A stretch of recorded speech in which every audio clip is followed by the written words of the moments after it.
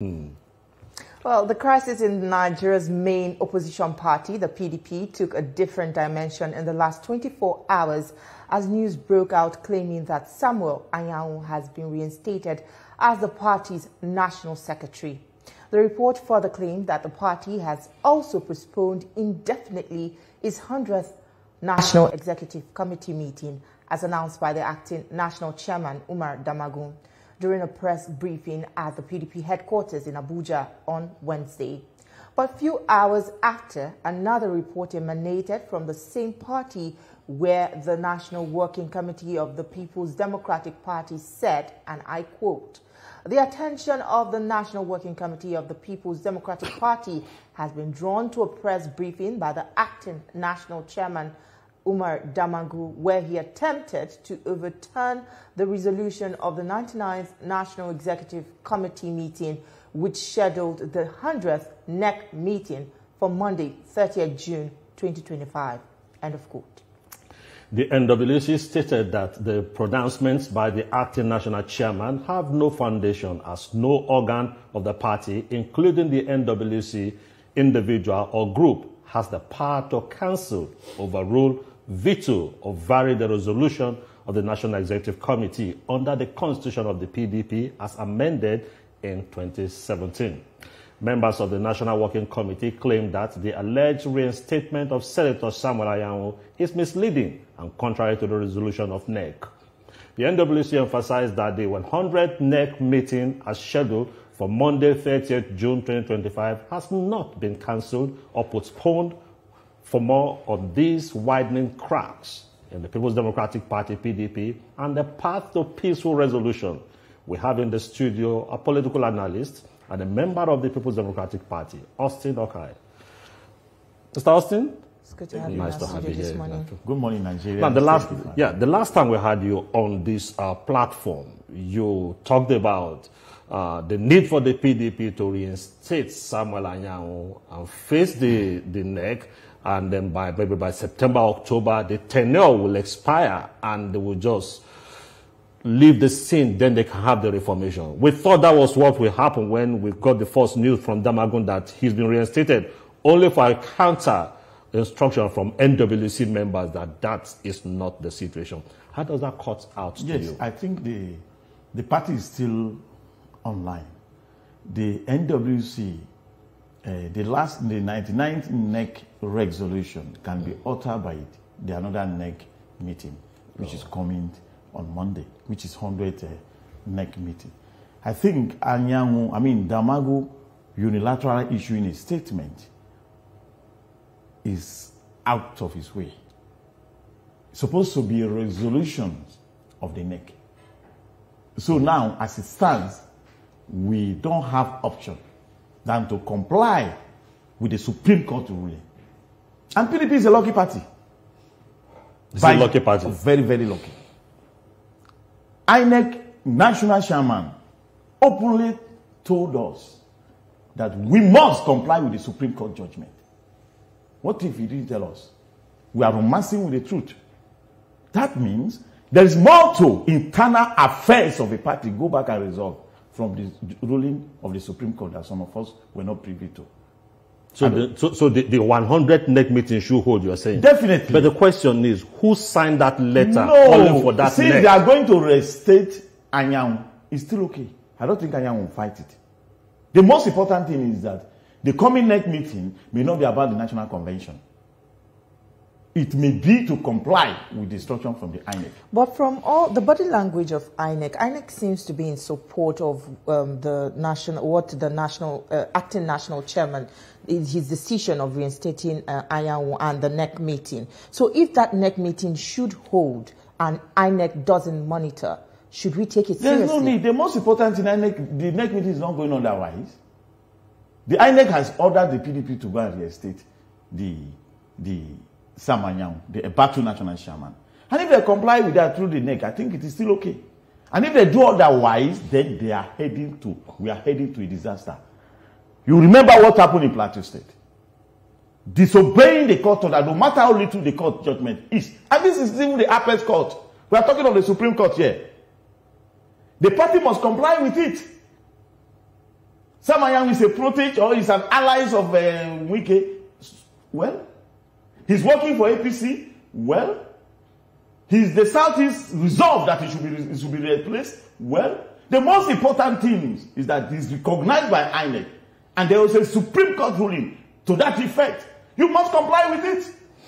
And that's why I say in your sister station last week that we are at his mercy, whether you like him or not, or else we are not ready to come out of this crisis. Not too early to say you're coming out of this crisis. Let's put things in the proper perspective. Good. NEC made the 99th NEC scheduled a meeting for the 100th NEC. Yes. And it is only the national secretary of the party that can issue directive. That can write inviting INEC to monitor the 100th NEC. Yes. Now, Anyanwu didn't write that notice. Yes. He didn't write that letter. Yes. The camp of former Minister Wike said, you don't need to reinstate Anyanwu. Anyanwu is the national secretary. By law. So why will you say that NEC will hold? The NEC that Anyanwu did not write to INEC. No. Between tomorrow, even since yesterday, Anyanwu can still.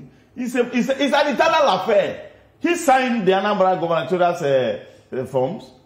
Even in the middle of this crisis, he's a party man. If the coming NEC is about to reinstate him, why will he not comply with it? It's only him that can fight this. Either NEC monitor or not, it's the internal affair of the party. They can hold this meeting and say that the NEC has met, the 100 NEC has helped, and Sam Anyanwu has been reinstated. So what does this mean? But in the eyes of law, Anyanwu has never even been removed. What does this mean for the power structure of the party? Does the decision of the National Working Committee override what the acting national chairman has said? Definitely. Yeah. Acting national chairman acted unilaterally. And I think if you remember in that meeting, the leaders of the party, Executive Governor of Bauchi State, and other governors like Seyi Makinde, Governor Kefas, and Caleb's, they were all there. Perhaps maybe the way he went around it, and even cancelling the coming NEC meeting is still in order. Lying, since you are complying with the INEC meeting. I mean, the INEC instruction. And INEC is not acting alone. They cited the Supreme Court ruling. So it's left for us, because you go ahead, you can't put something on nothing. It's not about one working from. I'm not a fan of Sam Anyanwu. But as a party man, we have seen series of crises. Right from the time of Wasileze Modo, down to the time of Modu Sherif versus Makarafi. And the man that is on the other side today is the one that has been helping us in terms of funding the judicial something and co. So what am I saying is that since there is a Supreme Court ruling, let us not injure ourselves intentionally. By law. By law. By law, how many days notice should a party give to convene its NEC? I don't have that idea. But it cannot be one day. It cannot be one day. So Anyanwu did not. The argument from some quarter is that Anyanwu did not issue a notice. That is what I am saying. Now, how can he issue another notice to hold it? It may not necessary. The only person that can fight that meeting is Anyanwu. So it can be challenged in the court. And since the next meeting is to his favor, there's nothing wrong with that. So it can be challenged in the court by another group. There is no need, because already there's a ruling that Anyanwu will remain the national chairman. The only thing that can be challenged if there is extra agenda to reinstatement of Anyanwu. I don't know you get what I'm saying, but and even if there is the next meeting is cancelled in line with the party decision, it's still in order. But anything you go and do in the coming next meeting outside the statement of Anyanwu can be challenged by anybody. And you can't come out of it. So in line with that, the party must comply with the Supreme Court ruling as advised by the electoral umpire, Independent National Electoral Commission, INEC. Well, the National Working Committee risks losing the support of the governors and other stakeholders that accompanied the chairman to the meeting with INEC. If they fail to reinstate Anyanwu, don't you think that that's a major concern as well? It's not about the support. What are you supporting when the party is not even existing? Business is politics and politics is business, and it's a business of high risk. Who is going to invest his hard-earned money in buying a form from the party that the structure is not existing? You think some of us will go to contest under the platform of PDP if this abnormality continue? We have seen it. It's happened in Plateau State. We lost all our senators. We lost all our state assembly members. We lost all our House of Reps members. So you're saying that there's another wave of defection coming with this happening? You can't take away defection. It can happen in another way. People are still living in. We heard Senator Dume say that he may likely leave APC to coalition. People are jumping around. It depends on the side that you think is favoring you. So there's nothing wrong with defection in politics. As far as Nigeria content is concerned, it is a normal happening. It's the occurrences. It's an annual ritual. Every election, there must be defection. Because it's a game of interest. It can be your personal interest, your constituency interest, your state interest, your tribal interest, or your national interest. All is interest. So as far as your interest is being tapped out with, there's nothing wrong in you taking it. There's nothing wrong with that. The most important thing here is simple. The party must not undermine what INEC said. In case of tomorrow, we'll be here shouting, judiciary is working for APC, INEC is working for APC, Tinubu is do this thing, Wike do this thing. We have been forewarned by the electoral umpire. Okay, Mr. Okai, I think these arguments pushed out often, every now and then, by members of the PDP. Along the line, they've suddenly realized that such arguments are not tenable. There was a time people were saying Anyanwu is gone, and people rallied around that argument. Now, some people are saying no, Anyanwu is not gone and all that. But whilst this crisis in the PDP persists, it seems to be strengthening the camp of the coalition. And so to some, the downfall of the PDP is the goodness of the coalition. The election is less than 1 year, 6 months from now, and the PDP is immersed in crisis. You think this is the end of it? Something else might come out again. Every party is in crisis. I've said but it not before. like this. Look at SDP. Some people went there, break down the gate, and announced another person the suspensions of the national chairman. And he went to one of your sister states and said it is coalition people that are funding the crisis. Even before some of us think that it was APC that was behind it. I don't know you get what I'm saying. They went to ADC. There was issues in ADC. So there is no party that is not in crisis. Let's not even go there. It's how you manage it that matters. Even in APC, you see Amechi who has not resigned. Has he resigned? No, he's talking of coalition. So and the coalition itself, there's even a crisis in coalition. The pro-Elbai want SDP. The pro-people want ADC. Amechi people want ADA. Interest. We shouldn't romance the truth. And we should be economical with the reality on ground. And that is why I'm of opinion that people like Atiku and Co, the political differences is not permanency. It's reconcilable. The energy is going to put in forming another. Why not coming back to PDP and resolve it? Can't Atiku and Wike resolve? They can't. Wike has not left the party. It's all about negotiation, appealing, and reconciliation. And it's obtainable. And that is a game of politics. You can't joke with it. Well, we just heard what the president said about these alliances and also opposition parties, referring to them as political IDPs. That's what kind of signal does that send, to the opposition? Is the opposition really playing this game right in the context of it? The president said that as a political leader who should be seen sounding confidence to his supporters. But I don't think he's sleeping. We did that during the time of Jonathan, 2014. I left APC in the late 2013 to PDP. I'm among the first people that left APC to PDP.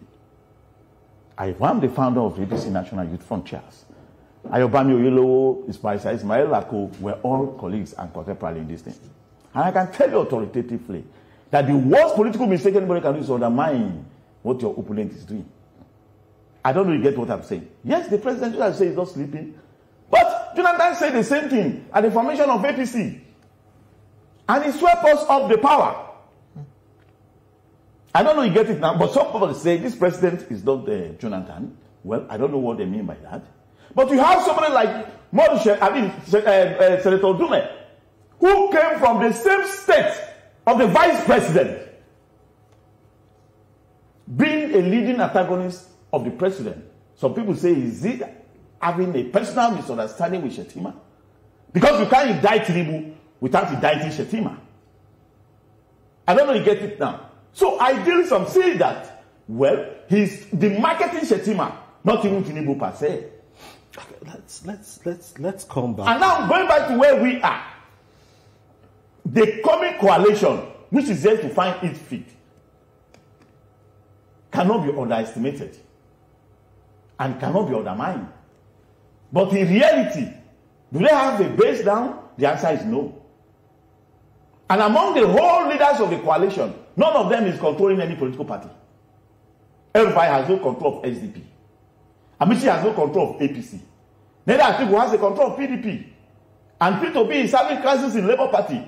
But I don't know his positions in the coalition. But some are saying the former CPC bloc, though there have been issues of rejoinder, counter-statement and counter-statement. But the president, who is a commander-in-chief, who is one of the leading politicians in Nigeria, who put together the legacy party, CPC, ENPP, and ACN, to form opposition to unseat the president, the PDP, saying they are internally displaced people. And that is correct. Because none of them is in control of any political party. Okay. And I can tell you authoritatively, none of them is even in control of any sitting governor. Okay. For that, politically, they are displaced. Now let's look at your party also. The crisis is even spreading beyond the Wike Atiku issue now. You now have sitting governors aligning. You have Makinde, you have governors that are supporting him. You have Wike, you have governors that are supporting him. I wonder what is the Saraki-led reconciliation committee doing? Is it lost in the midst of this deepening crisis? Definitely. Who is Saraki going to report to now? I don't know you get it now. Who is he even holding a meeting? The only governor he met that time is the governor of Enugu State, who happened to be the leader of the Southeast, who held a meeting that resolved that Sam Anyanwu should leave. And even they look at it, somebody can even say, this is true that he'll be only Sam Anyanwu. But I must commend the leadership of the Southeast, who even come up with it. What of was the North Central? Our slot, our position is being occupied by somebody from the Northeast, which is Damagu. And the leaders of the party in the North Central, the governor of Plateau State, has refused to convene a meeting that will come up with a resolution to nominate his replacement. Perhaps, maybe he doesn't want crisis. Or perhaps, I can't say he betrayed the North Central. It's aligned with Wike. That is it. In that case, that means the North Central, some of us from here are not okay with it that our position, our slot is being used by someone from the Northeast. But what will you do now? Maybe perhaps you agree with me that we should allow these people to finish their terms and convene a national convention that will usher in a new leadership. Yes, somebody might say that anything Sam Anyanwu, Damagu produce will be a pro-Wike. It's not like that. Some of us have produced the national chairman, what chairman that work against us in the primary election. What of Ayu? Ayu was single-handedly with the support of Makinde and co brought as the national chairman by Wike, His Excellency, the current minister of FCT. But did Ayu work for him in the PDP primary? No. Ayu work for Atiku. That I bring you to power in the party struggle does not mean I can have controls of you. We have seen so many people bring in and install their puppet as a governor and who are working against them, who turn out to become a man on their own. So it is in the party politics. And the most difficult thing is party administration. And that's why some of us believe that the only best bet opposition that can confront APC, COVID APC, is still PDP. Well, Wike recently accused the acting national chairman, Umar Damagu, of poor leadership. Should Damagu take the blame for all this that is happening currently? It's politics. What blames? If the people are leaving, which I agree to Wike with some extent, we have lost so many governors. You've lost Delta State. You've lost Akwa Ibom. You've lost Edo election. Even the coming Ekiti election, we may not even have a candidate if we continue with this. So, even Wike, who believes, who so many people allege that Damagu is working for, accuse Damagu of poor leadership. Perhaps maybe because they are seeing romance with Makinde and the governor of Bauchi State. Who knows? Has he betrayed Wike? Who knows? Just as I said, he said he has suffered betrayal. So that is, you can't take away from this game. I can carry you now, so I make you a world chairman of PDP and you can work against me on that day. Immediately I made you. you are enjoying a name or a yes as a tenure chairman, I'm at your mercy. Even if I'm a candidate of a party, you can work against me in the general election. I'm at your mercy. Unless I win that election, that is when I can become your leader. Okay. Ahead of the NEC meeting, is the PDP also considering, are they thinking about zoning? Because it's critical. The next election, zoning will determine everything. You have to. You must comply with it. The APC, the ruling party, is in South. Is in South. The PDP is expected to go South. Is it in 2031 that the PDP is going to the APC is going to the North, that you will be going to the South? Outside the party arrangement, there is a power rotation within the country. Tinubu Buhari of the North just completed the 8 years. It's expected of the Southwest to complete their own 8 years. Though, going by political mathematics, the Southern region has changed the Northern region by the death of what is his name? Late Umaru Musa Yar'Adua, blessed memory. But that is nature. What will you do about it? So the agitation for the completion led to people, so many people worked against Jonathan second terms in office, where they worked for. So many people, the big wigs in People's Democratic Party. I remember the crisis between him and Sule Lamido then as the secretary governor of Jigawa State. They all work against Jonathan second term. So many of them work for Babangida Ali, even admitted they all work for Buhari from the north to complete, because they believe that Yar'Adua must be completed. So there is a 4 years between the north and the south. Which party will comply with depends on. But as it stands now, I strongly advise PDP should go to the southern part to comply with the ongoing national zoning arrangement. Because if you go back to the north, you will notice that, except if you are saying Buhari, Tinubu to complete the remaining 4 years of Jonathan and balance equally. You can't balance it equally. Human mathematics is possible, but there are natural intervention that you cannot prevent. Therefore, zoning is part of PDP constitution. And that's what we ignore in the last primary election that led to the crisis. Ordinarily, Tamboa Atiku shouldn't have contested for that election. Supposed to have been for the southern part. That's how it's supposed to. But the chieftain of the PDP, I don't want to mention his name, said to contest against a formidable front like the sitting president, that you need a candidate from another part of the country. According to him. Which one is part of the north? That if you present a candidate from the south, you can't withstand. The problem we are having is that some of the northern leaders are still thinking in 80s. How was the economy of the north under Buhari? How is the northern secure under Buhari? Is it about where the power is, or the feeling of the citizens? Out of school dropout, poverty rate in the north under Buhari. Today, we are having different things. Look at it now. You can drive from Kaduna to Abuja. Can you try that when El-Rufai was the governor of Kaduna, or Buhari was the president of Nigeria? The man, even his own emir in Daura was kidnapped under him as a sitting president. So, are we, look, I don't really get what I'm saying. Look at what is happening. The like of 2G and Co. were all born under the President Muhammad Buhari-led administration. But I thank God for the security organizations like DSS and Co. that are doing all they have to tame it. So, even the issue of killing, it was out of control when we had the northern president. So the idea of the president, he must be from my tribe, the president must be my person. Some of us have outgrown. I'm a northerner. What does the average northerner want? We want a functioning health system. Jonathan from the south built so many elementary schools for us. Buhari from the north came and abandoned those projects. Jonathan was working hard to take our children from the street. Jonathan came and abandoned that project. Is he not from the north? Buhari came and abandoned that project, sorry. Is Buhari not from the north? He is. So the idea of the president must come from the north is that no. What use are you? As my elder brother, you are a governor, and I cannot even feed myself 3 times a day. Are you useful to me?